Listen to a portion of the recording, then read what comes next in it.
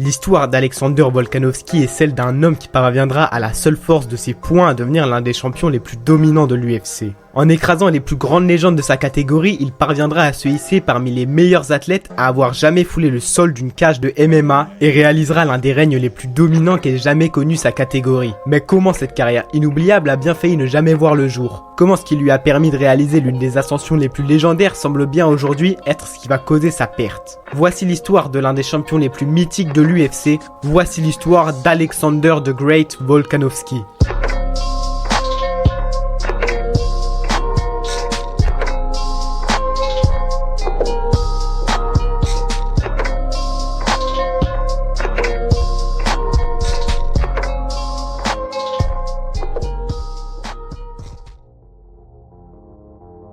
Né le 29 septembre 1988 à Wollongong en Australie, Alexander grandira dans une famille relativement aisée. Et c'est dès l'enfance que le jeune garçon sera plongé dans le monde des sports de combat où il excellera. Car c'est dès l'âge de 12 ans qu'Alexander remportera un titre national de lutte. Et il ne fallait pas être un génie pour savoir que le jeune garçon était promis à une carrière sportive. Car dès 14 ans, après avoir fait une transition vers le rugby à 13, il se démarquera grâce à son explosivité et son cardio hors du commun. Ces atouts lui permirent de remporter en 2010 la médaille Cronin qui récompense les meilleurs joueurs de la ligue australienne. Mais Alexander, alors qu'il poursuivait son ascension aux côtés des Warrior Gorilla, fera une décision qui non seulement changera sa vie, mais marquera aussi l'histoire d'un sport qui ne fait que grimper dans les codes de popularité. Car à 23 ans, l'Australien fera le choix de se lancer dans le monde des arts martiaux en démarrant sa carrière de MMA. Après avoir pratiqué ce sport en tant que loisir, Alexander en tombera amoureux et se lancera en professionnel en 2012 où il prouvera dès ses premiers combats qu'il était un combattant à garder à l'œil en remportant ses 3 premiers combats dont 2 par un violent finish. Malheureusement, lors de son 4e affrontement, Alexander subira un violent TKO face à Corey Nelson, physiquement bien plus imposant. Mais cette défaite signera alors définitivement le début d'une ascension légendaire pour Volkanovski. Car à partir de là, il se transformera en véritable machine à tuer. Alexander roulera sur la concurrence comme il ne l'avait jamais fait auparavant. Il réalisera une série de 10 victoires consécutives dont 9 finishes et remportera la ceinture de l'AFC en envoyant Jamie Mullarkey dans l'espace avec un crochet arrière surpuissant en mars 2016. C'est alors tout naturellement qu'avec son solide 13-1, Alexander Volkanovski intégrera la plus grande organisation de MMA mondiale.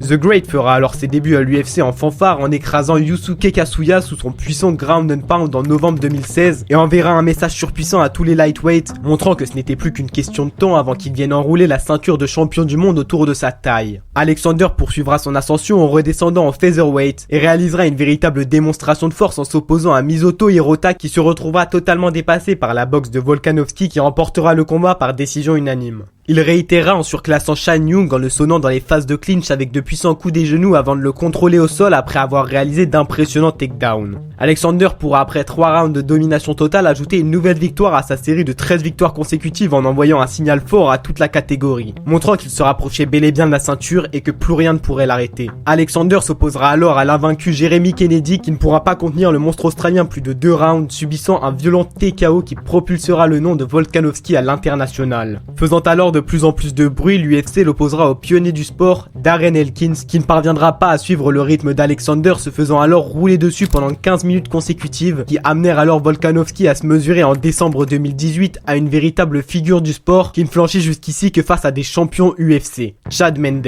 Leur combat sera alors le plus rude qu'ait connu Volkanovski, devant faire face à la monstrueuse lutte de l'américain qui parviendra en plus à brutalement connecter Alexander. Mais dans le deuxième round, après avoir amochi Mendes avec son puissant striking, Volkanovski parviendra en le bloquant contre la cage à totalement déconnecter son adversaire avec un puissant crochet du droit. Le nom de Volkanovski ne pouvait à présent plus être ignoré par qui que ce soit. C'est pourquoi il aura une dernière épreuve à relever s'il souhaite pouvoir prétendre au titre des featherweight. Mais cette épreuve ne sera pas des moindres, car Volkanovski devra s'opposer à la légende vivante José Aldo. Ancien champion de la catégorie, Aldo parviendra à réaliser 9 défenses de titre en écrasant les plus grands combattants de sa division. Leur affrontement se déroulera en mai 2019 et Volkanovski fera alors le choix, connaissant la puissance de frappe de Aldo, de le bloquer contre la cage pour tenter de le dominer dans les phases de clinch où il pourra le brutaliser en minimisant les risques. Volkanovski sera désigné vainqueur par décision unanime et pourra enfin, après avoir réalisé une série de 17 victoires consécutives, prétendre au titre des featherweight. Mais comme on dit, il ne faut pas vendre la peau de l'ours avant de l'avoir tué. Et ça, Volkanovski en a bien conscience, car son prochain adversaire n'est pas n'importe qui. Surnommé Blessed, Il est connu pour sa boxe quasi imparable et ses poumons inépuisables. Deux atouts qui viendront à bout des plus grands combattants de la catégorie. Vous l'aurez compris, il s'agit de Max Holloway. Sachant qu'Holloway avait l'habitude de commencer en douceur, Volkanovski fera le choix à l'inverse de mettre une pression considérable au champion dans les 3 premiers rounds en lui affligeant une multitude de low kicks pour tenter de perturber la redoutable boxe de l'Hawaïen. Cette stratégie sembla bien porter ses fruits car Volkanovski réussira à sonner Holloway à plusieurs reprises dans le 5e round et réussira alors à arracher la ceinture de sa taille suite à une décision unanime des juges. Mais Holloway ne comptait pas se laisser faire si facilement car en juillet 2020, soit 7 mois plus tard, une revanche sera organisée. Et cette fois-ci, le Hawaïen ne se fera pas surprendre par la stratégie de Volkanovski. Mais contre toute attente, cette revanche permettra en réalité d'affirmer la domination totale du nouveau champion qui parviendra, bien qu'en nous ayant fait quelques frayeurs dans le premier round, à brutaliser Holloway avec ses puissantes frappes dans les rounds suivants, lui rapportant une victoire par décision partagée qui annoncera alors le début d'une nouvelle ère dans la catégorie des featherweight. Mais comme toujours après une décision partagée, une grande partie des fans sont révoltés. Mais Volkanovski ne cherche pas à les convaincre.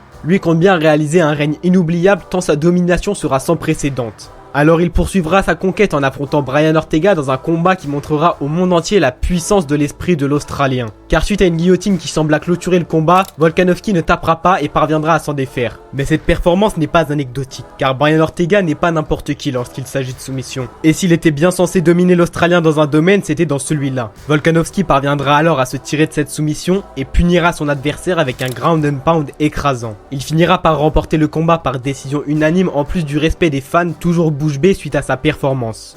Il affrontera en avril 2022 Chan Sung Jung, surtout connu sous le nom de Korean Zombie, et affirmera une nouvelle fois sa domination totale en remportant le combat par TKO après une combinaison qui déconnectera le Coréen. Volkanovski sur le toit du monde ne compte pas s'arrêter là, et affrontera une 3e fois le boxeur aux 3 poumons. Et si leurs 2 derniers affrontements avaient pu diviser les fans, cette fois-ci la supériorité de l'Australien fut sans appel et écrasera Holloway pendant 25 minutes consécutives qui forcent tout de même le respect lorsque l'on voit la ténacité et la détermination de l'Hawaïen. Mais si Volkanovski semblait inégalable chez les featherweight avec sa série de 22 victoires dont 4 défenses de titre, la catégorie des lightweight est une toute autre chose car elle est réputée pour abriter les monstres les plus effrayants de l'UFC. Alors s'opposer au champion de cette catégorie est un pari certes très risqué, mais qui pourrait lui rapporter très gros en devenant le possible champion le plus dominant de l'UFC. Volkanovski s'opposera alors en février 2023 au champion actuel des lightweight, réputé pour son style aussi complet que dominant qui lui permit de se hisser sur le toit de la catégorie, Islam Makhachev.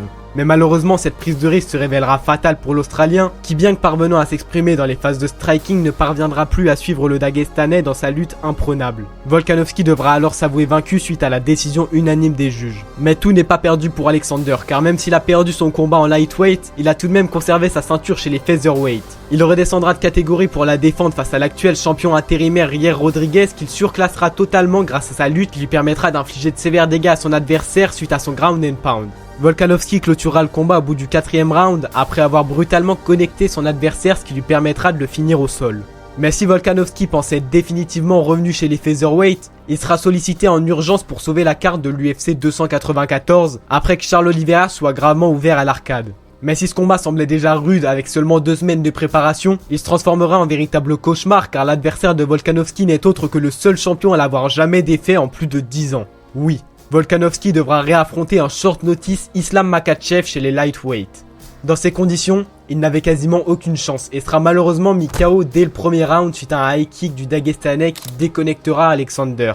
Malheureusement, son retour en featherweight ne sera pas contre n'importe qui, car s'il souhaite conserver sa ceinture, il devra affronter le nouveau phénomène de la catégorie qui surclassa tous ses adversaires les uns après les autres. Surnommé El Madator et toujours invaincu, il s'agit d'Ilia Topuria. Mais Volkanovski connut de nombreux combattants dits intouchables qui ne firent pas le poids face à lui, et prendra alors le combat de manière confiante. Mais il ne pouvait tout simplement pas s'attendre à une telle supériorité de Topuria, car après avoir encaissé une multitude de frappes dans le premier round, c'est dès le deuxième que Volkanovski subira un violent KO suite à une combinaison destructrice de Topuria. Mais aujourd'hui, tout n'est pas fini pour The Great, car suite à la décision de Topuria de laisser vacant le titre des featherweight pour monter en lightweight, Volkanovski s'opposera ce dimanche 13 avril à Diego Lopez pour tenter de récupérer son titre. Mais quel que soit le résultat, Volkanovski restera à tout jamais une figure de l'UFC qui marquera le sport à tout jamais dans une carrière marquée par sa dominance et sa supériorité. Ne craignant jamais de prendre des risques en s'opposant aux plus redoutables combattants de sa catégorie, Volkanovski aura gravé son nom à tout jamais dans l'histoire du sport.